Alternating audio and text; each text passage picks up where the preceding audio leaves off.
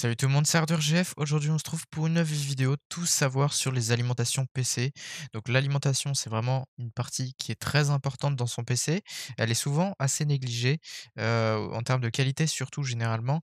En général, les gens mettent une alimentation à 50, 60, 70 euros, mais en général, c'est vraiment pas de la bonne qualité. Donc je fais cette vidéo pour vous, je vais vous apprendre comment choisir votre alimentation et je vais vous donner aussi mes recommandations de l'année. Donc souvent, les gens, quand ils prennent un PC, ils se disent: «Bon, je vais prendre l'alimentation la moins chère pour pouvoir prendre une meilleure carte graphique ou un meilleur processeur». En général, c'est ça et du coup, ils achètent, une alimentation comme par exemple celle-ci qui est une Aerocool Luxe. Aerocool qui, je le rappelle, est une marque, chinoise qui est vraiment pas, de bonne qualité. Donc souvent, les gens prennent une alimentation comme ça, ils voient: «Oh ouais, il y a un avis 10 sur 10», ils cliquent, ils achètent. Parce que c'est pas cher et qu'il y a des bons avis. Sauf que le problème, c'est que, la plupart des alimentations aérocool, comme des alimentations, je sais pas, Textorm ou des choses comme ça, seront vraiment ultra mauvaises. Comme Thermaltake par exemple aussi, et les alimentations Corsair entrée de gamme seront vraiment très, très mauvaises au niveau de la qualité. Et sachant qu'une alimentation, c'est ce qui va gérer, le courant. Enfin, l'énergie que ça va envoyer à tous vos composants, c'est-à-dire votre processeur qui coûte 100-200 balles, votre carte graphique qui coûte 200-300-400 jusqu'à, 1 000 balles si c'est, une 3080-3090. Donc vous allez confier vos composants, c'est-à-dire qui ont une plus grosse valeur enfin, à une alimentation qui vaut, presque rien.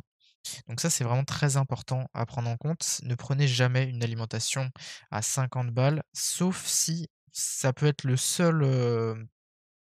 seule, option, si vous avez un PC dans les 400 euros ou moins. C'est possible de prendre une alimentation, on va dire, de merde, cheap, si votre PC est cheap aussi. Si vous avez un PC au-dessus de je dirais même au-dessus de 600 €, 550 peut-être même, prenez une alimentation un minimum, réputée d'une bonne marque, pas une alimentation Aerocool. Ce sera vraiment pas bon, ça vous allez avoir vraiment beaucoup de problèmes, des crashs, vous risquez aussi d'avoir des problèmes d'incendie, ça arrive, ça c'est très fréquent, enfin très fréquent. N'ayez pas peur non plus, de votre PC quand je vais vous dire ça, mais ça arrive quand même assez souvent, des alimentations qui explosent, qui prennent feu et ça peut complètement ruiner votre PC en, jours, mois, secondes, enfin, peu importe. Donc je vous conseille vraiment de ne pas négliger votre alimentation. Donc là, on va s'attaquer à mes recommandations. Donc Aerocool, on oublie clairement. Pour mes recommandations, ce sera plutôt du EVGA, du Be Quiet et surtout, vraiment ce que je recommande le plus, du Seasonic. Seasonic, c'est une valeur sûre. Il y a des marques qui font du rebadging comme Antec par exemple, qui utilisent des alims Seasonic pour, mettre leur marque dessus et tout ça, mais je vous conseille vraiment de rester sur la marque, vraiment, la marque réelle, qui est donc Seasonic, Be Quiet ou EVGA. Je préfère personnellement Seasonic parce que, au niveau, enfin je sais pas, je trouve que c'est parce qu'au niveau de la qualité, ça reste quand même au-dessus en général. Après ça dépend si on compare une Alim 550 à une Alim, 850 watts, d'une autre marque, ça va être, forcément différent. Mais, je trouve qu'à, puissance égale et à on va dire à gamme égale, je trouve que Seasonic est quand même largement au-dessus. Donc personnellement, là, c'est l'alimentation que j'ai, donc la Seasonic Focus GX 650 watts. C'est une alimentation qui est là, full modulaire, 80 Gold, semi-passive et qui est, donc comme vous pouvez voir assez, bon là, il y a que 2 avis, mais très bien noté et qui est, garantie 10 ans constructeur, donc ça, c'est très, très, très intéressant.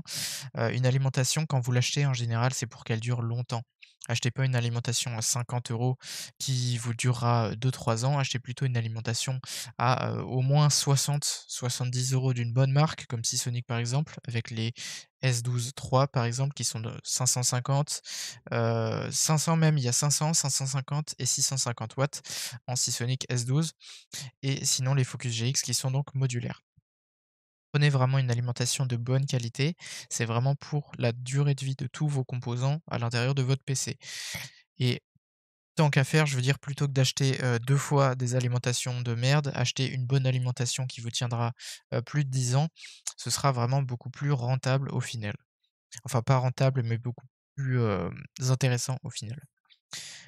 Donc je vous recommande à 100 Seasonic, c'est l'alimentation que j'ai, elle est super silencieuse, elle est extrêmement fiable, il y a aucun problème là-dessus. En plus, tous les câbles là, pour celle-là en tout cas, sont modulaires. Les câbles sont de très bonne qualité, ils sont plats, ils sont faciles à ranger dans le boîtier et c'est une alimentation qui est donc garantie, comme je vous l'ai dit, 10 ans, plus, la garantie, du revendeur qui est donc de 2 ans sur Top Achat. Donc c'est une excellente alimentation, je peux vous la recommander. Donc là, il y a pas beaucoup d'avis, mais c'est vraiment une des meilleures alimentations, pour une centaine d'euros, si vous avez un PC qui consomme, on va dire, moyennement. Donc ensuite, on va passer à la consommation justement. Donc ce que je vais vous recommander de faire, c'est d'aller sur PC Parts Picker.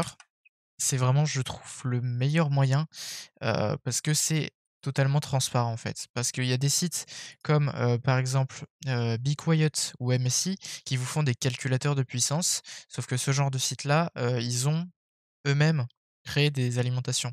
Du coup, ils vont en général vous conseiller de prendre une alimentation chez eux plutôt qu'une alimentation d'une autre marque. Donc c'est tout à fait normal, mais je trouve ça un peu dommage.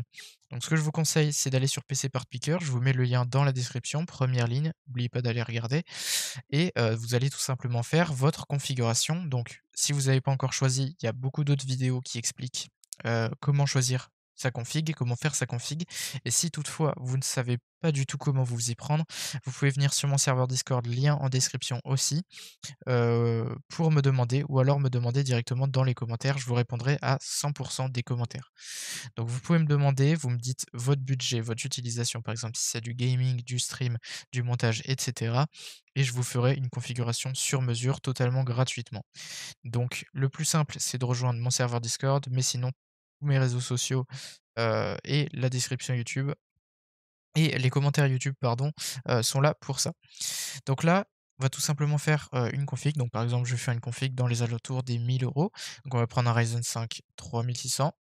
Je vais juste me mettre sur, la France parce que c'est vrai que United States, c'est, pas les mêmes prix qu'en France, voilà. Donc CPU couleur, je vais laisser celui de base. Carte mère, je vais mettre par exemple la B450 Tomahawk Max. C'est vraiment un exemple. Le plus important pour la consommation, c'est le processeur et la carte graphique.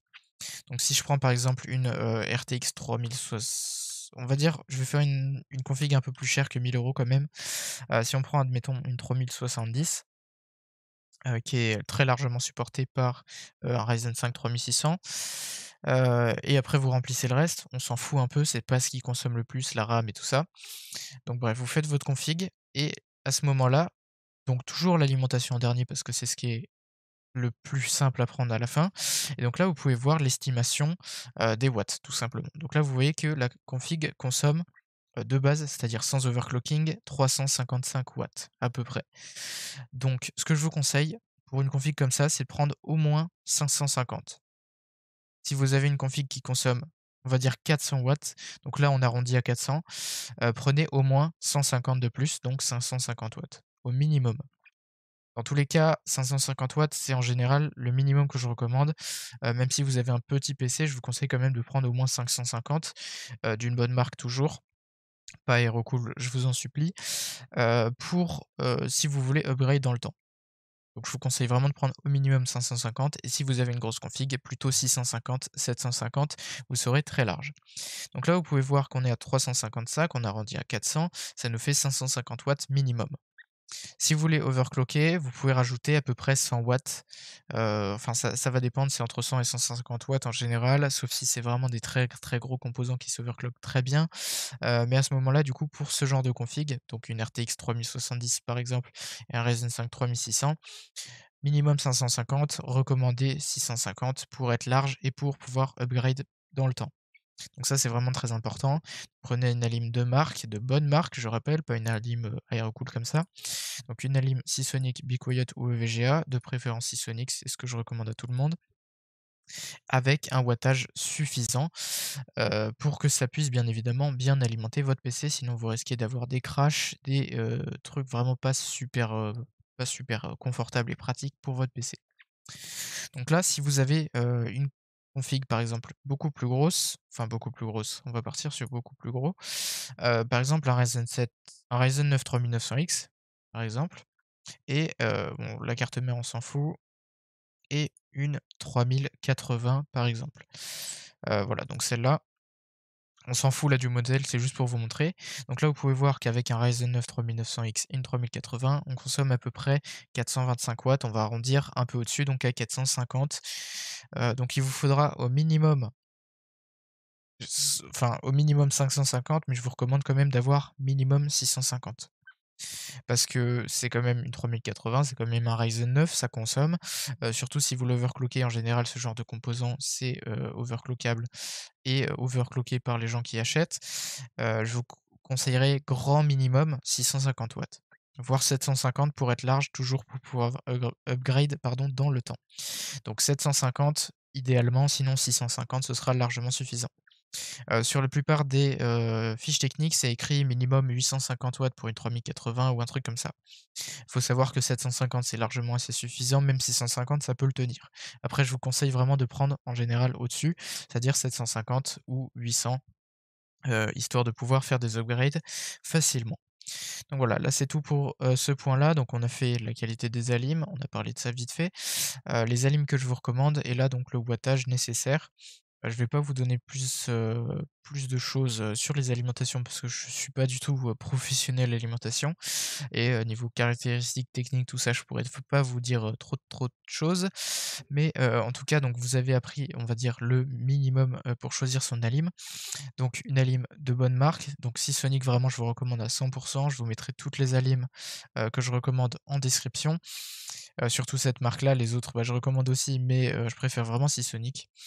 Et je vous mettrai donc les liens Discord et tout le reste dans la description, donc allez checker ça. Et moi je vous dis à la prochaine, à plus pour une nouvelle vidéo. Allez, ciao.